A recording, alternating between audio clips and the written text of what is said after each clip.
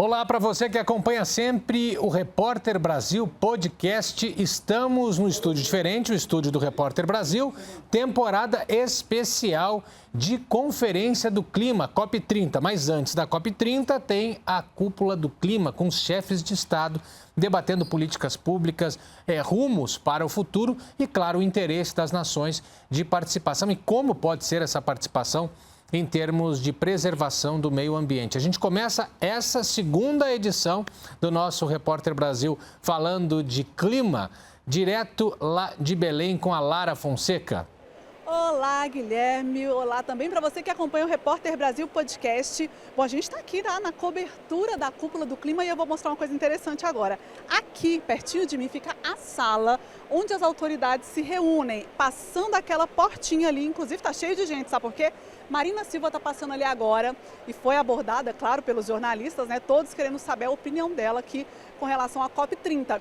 Então, ela entra por ali e lá dentro ficam as salas onde eles se reúnem, então, para trazer todas essas discussões que a gente vem acompanhando ao longo desses dias, né? Marina está ali dando, então, a entrevista dela agora e a gente, daqui a pouquinho, já vai saber o resultado também da fala dela.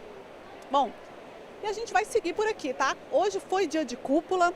Muita coisa já aconteceu, já teve assunto aqui, já foi transição energética, essencial, né, para a gente combater as mudanças climáticas. Agora, Acordo de Paris na pauta, NDCs, que são aquelas metas, né, de contribuição que cada país se compromete, então, a reduzir suas emissões de gás de efeito estufa.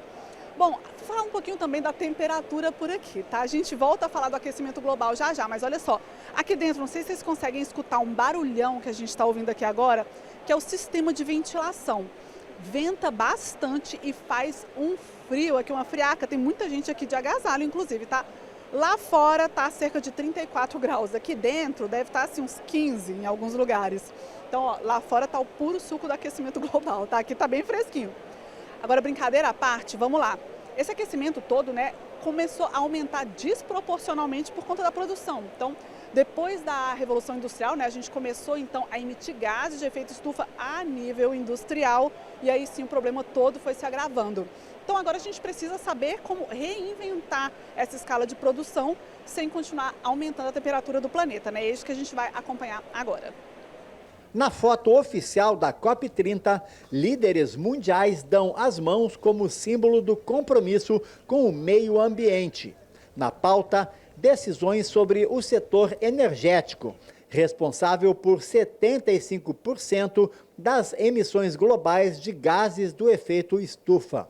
Depois de 28 conferências do clima, o mundo assumiu em Dubai o compromisso de promover uma transição energética justa. Agora, em Belém, é hora de avaliar os resultados.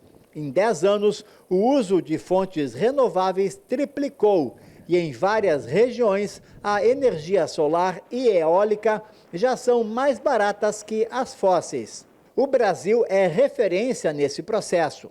Com 90% da matriz elétrica de origem renovável e liderança em biocombustíveis, o país ocupa a posição de destaque na transição para uma economia de baixo carbono. Mas os desafios globais continuam. O setor energético registrou novo recorde de emissões em 2024. A COP30 propõe agora um pacto global para ampliar o uso de combustíveis sustentáveis até 2035. Há espaço para explorar mecanismos inovadores de troca de dívida por financiamento da iniciativa de mitigação climática e transição energética. Direcionar parte dos lucros com a exploração de petróleo para a transição energética permanece um caminho válido para os países em desenvolvimento. O Brasil estabelecerá um fundo dessa natureza para financiar o enfrentamento da mudança do clima e promover justiça climática. O mundo precisa de um mapa do caminho claro para acabar com essa dependência dos combustíveis fósseis. É tempo de diversificar nossas matrizes energéticas, ampliar as fontes renováveis e acelerar a produção e o uso de combustíveis sustentáveis. E o presidente Luiz Inácio Lula da Silva hoje falou sobre a Conferência de Paris, que aconteceu há 10 anos. Ela não definiu todo o futuro, exatamente em termos ambientais, mas traçou metas muito importantes. Mas faltou o quê? Faltou a ligação com a obrigação de fazer. Os países se comprometeram, assumiram compromissos, mas esses compromissos nem todos foram cumpridos. Mas qual é o grande valor dessas conferências passadas? A ciência foi se consolidando, fechando uma ideia comum sobre o aquecimento global e a urgência das medidas de adaptação e de mitigação. O presidente Lula falou sobre esse passado que agora chega na COP de Belém. 100 países representando quase 73% das emissões globais, apresentaram suas contribuições nacionalmente determinadas. Em sua maioria, as novas NDCs avançaram ao abranger todos os setores econômicos e todos os gases de efeito estufa. Mas o planeta ainda caminha para um aquecimento de cerca de 2,5 graus. No que depender do Brasil, Belém será o lugar onde renovaremos nosso compromisso com o Acordo de Paris. Isso significa não apenas implementar o que já foi acordado, mas também adotar medidas adicionais capazes de preencher a lacuna entre a retórica e a realidade. Bom, e o aquecimento global afeta a economia, afeta as populações, como a gente já tem falado bastante, mas afeta até a produção agrícola. Isso vai gerar o quê? Problemas até de arrecadação, de economia dos países. Lá no Pará, a gente tem alguns exemplos que a TV Cultura traz para a gente, inclusive de um alimento muito tradicional, um fruto muito tradicional do norte do Brasil, que já começa a sentir também os efeitos do clima.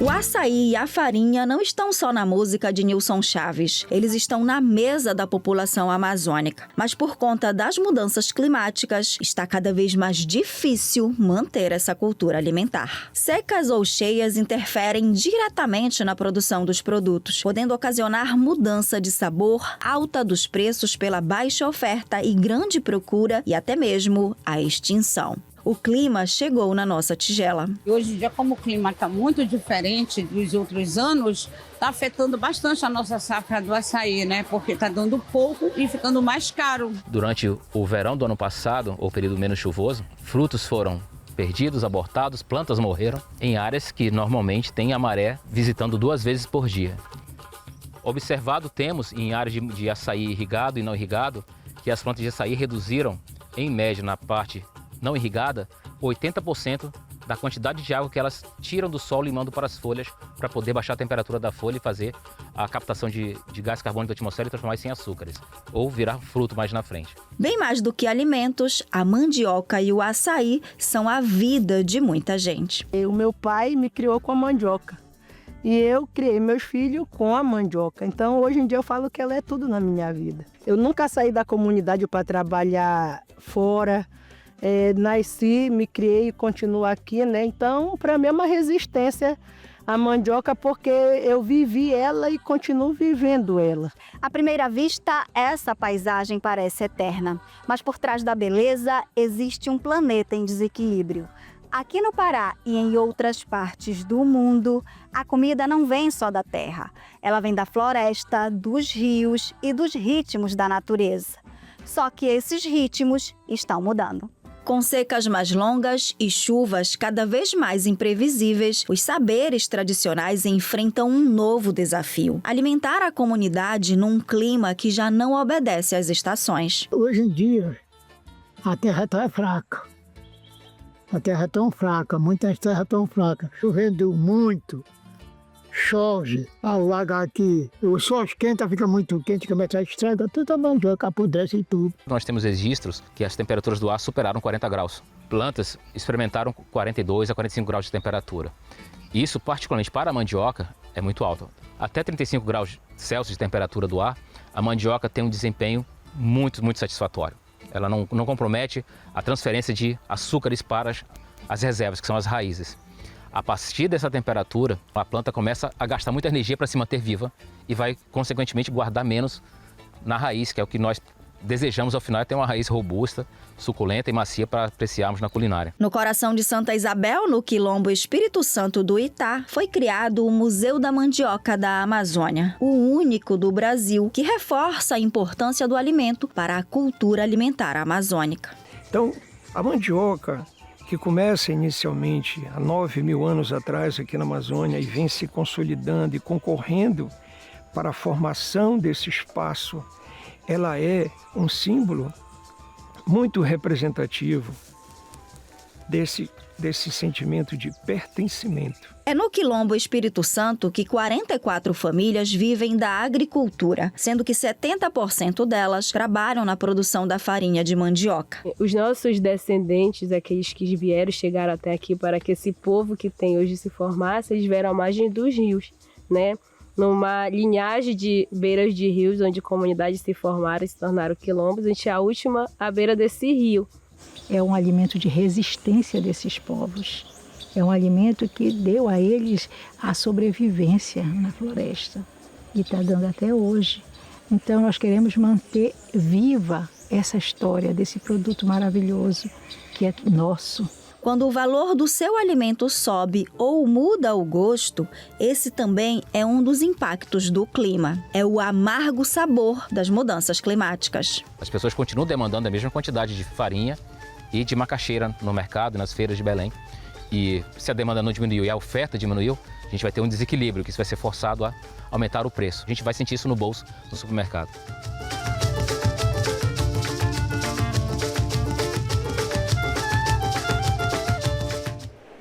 Bom, Guilherme, olha só, eu até mudei de cenário aqui, tá, para mostrar aí para vocês. Olha só que belezura aqui atrás de mim, tá? Tá tudo muito bem decorado, muito bem arrumado aqui para mostrar para o mundo inteiro, né, o nosso Brasilzão. COP na Amazônia tem um sentido todo especial pra gente.